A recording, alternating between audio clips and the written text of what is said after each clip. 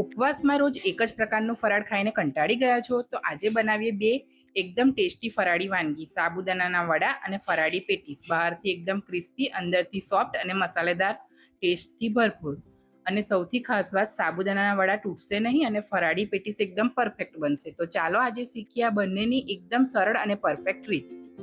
નમસ્કાર મિત્રો, રસોઈ વિથ લવમાં આપ સૌનું હાર્દિક સ્વાગત છે. તો આજે આપણે બનાવવાના છે ઉપવાસમાં ખાઈ શકાય એવી બે રેસીપી, ફરાળી પેટીસ અને સાબુદાણાના વડા. તો વિડીયોને બિલકુલ સ્કીપ કર્યા વગર અંત સુધી જોતા રહેજો. તો મિત્રો, રેસીપીની શરૂઆત કરતા પહેલા આપણે તેમાં વપરાતી સામગ્રી જોઈ લઈશું. તો આપણે પેટીસ બનાવવા માટે અહીંયા બટાકા લીધા છે. આપણે બટાકાને બાફીને ઠંડા કરી લેવાના છે. કોપરાનું છીણ લીધું છે, આદુ મરચાંની પેસ્ટ લીધી છે, દળેલી ખાંડ છે, શેકેલા જીરાનો પાવડર છે, શેકેલા શીંગ અને તલનો ભૂકો છે, ફરાળી મીઠું છે, મરી પાવડર છે, દાડમના દાણા છે અને કાજુ અને દ્રાક્ષને મેં ઝીણી ઝીણી સમારી લીધી છે, લીંબુનો રસ છે અને ધાણા લીધા છે આપણે સમારેલા, અને આપણે સિંગોડાનો લોટ લીધો છે અહીંયા. તો મિત્રો, આપણે અંદરનું સ્ટફિંગ બનાવવાનું છે પહેલાં. તો એના માટે મેં અહીંયા 3 બટાકા છે, એને છીણીથી છીણી લઈશ.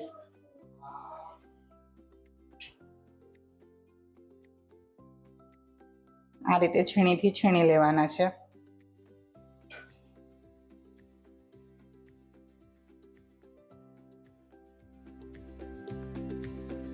તો હવે આપણે એમાં મસાલા કરીશું.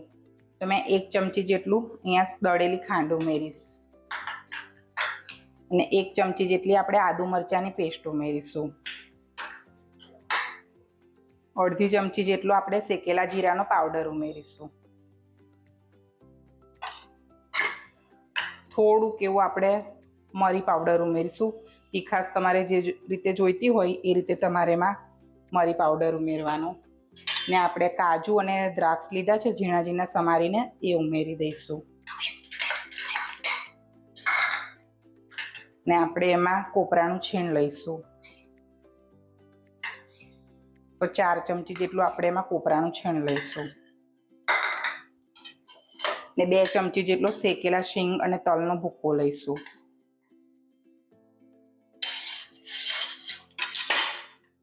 ને સ્વાદ પ્રમાણે એમાં મીઠું ઉમેરીશું.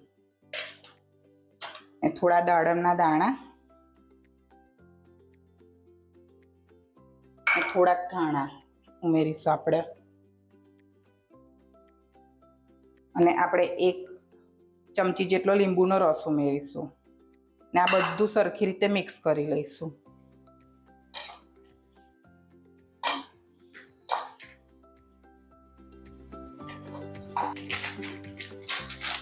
તો મિત્રો, હવે આપણે પેટીસની ઉપરનું પડ બનાવવાનું છે.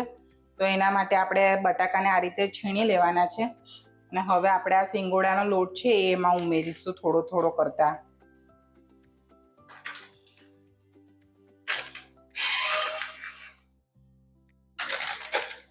ને થોડું સ્વાદ પ્રમાણે એમાં મીઠું ઉમેરીશું આપણે.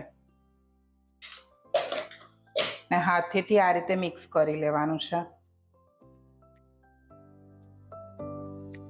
તો મિત્રો, આપણો જે ઉપરનું પડ બનાવવા માટે પેટીસનું આપણે આ રીતે લોટ બાંધી દીધો છે, જોઈ શકો છો. આ રીતે આપણે એનો લોટ કરવાનો છે. હવે આપણે આ રીતે એને કરવાનું. ને આપણી આ જે ગોળીઓ બનાવી છે એ આમાં મૂકીને વાળતું જવાનું છે આપણે.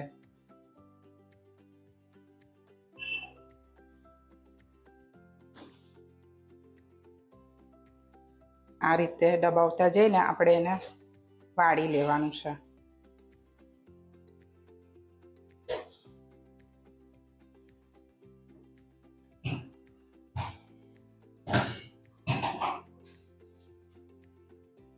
આ રીતે આપણે વાળી દેવાનું છે.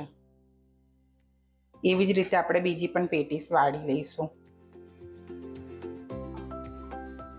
તો મિત્રો, આપણી પેટીસ બની ગઈ છે. પેટીસ આપણી બની ગઈ છે ને મેં એને રાજગરાના લોટમાં થોડી આ રીતે ઉપરથી કોટિંગ કરી લીધું, જેથી આપણી પેટીસ સરસ ઉપરથી ક્રિસ્પી બને. અને આપણે તેલ પણ આવી ગયું છે, તો આપણે એમાં પેટીસ ઉમેરી દઈશું. આપણે મીડિયમ ગેસ પર પેટીસને તળવાની છે.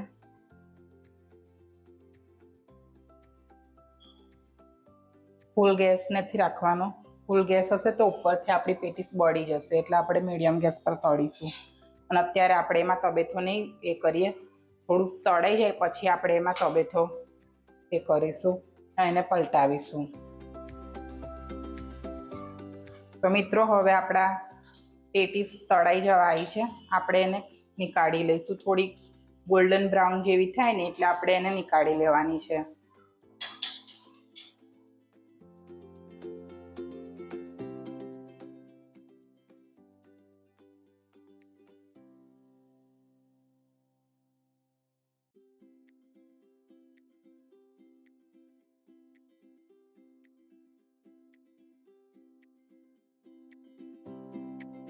તો મિત્રો, હવે આપણે પેટીસને કાઢી લઈશું.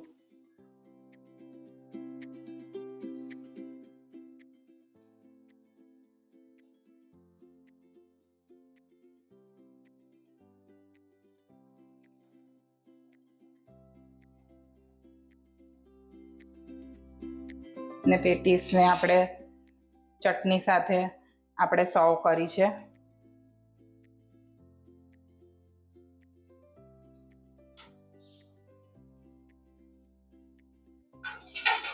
તો આ મેં અહીંયા ધાણા, ફુદીના, શિંગદાણા અને એમાં એક લીલું મરચું અને સિંધો મીઠું નાખીને ચટણી બનાવી છે. તો મેં અહીંયા ગ્રીન ચટણી સાથે આ પેટીસને સર્વ કરી છે. તો મિત્રો, હવે આપણે સાબુદાણાના વડા બનાવીશું. તેના માટે મેં અહીંયા 1 વાડકી જેટલો બટાકાને છીણી લીધા છે અને 1 મોટા વાડકા જેટલા આપણે સાબુદાણાને પલાળીને પૂરા કરી લીધા છે, એ એમાં ઉમેરીશું. અને ધાણા ઉમેરી દઈશું આપણે એમાં.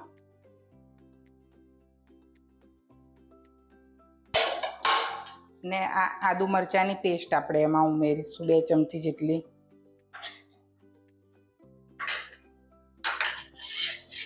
એ શેકેલા સિંગ અને તલનો ભૂક્કો આપણે ઉમેરીશું 4 ચમચી જેટલો.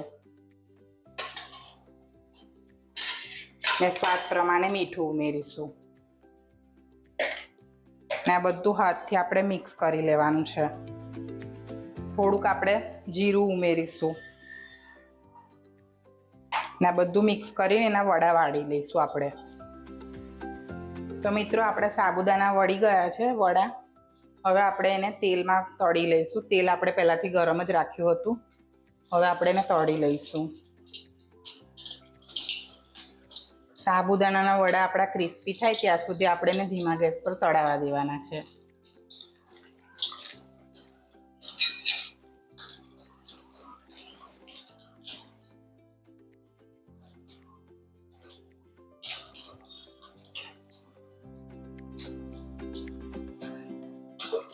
તો મિત્રો, આપણી સાબુદાણાના વડા થઈ ગયા છે. આપણે એને કાઢી લઈશું.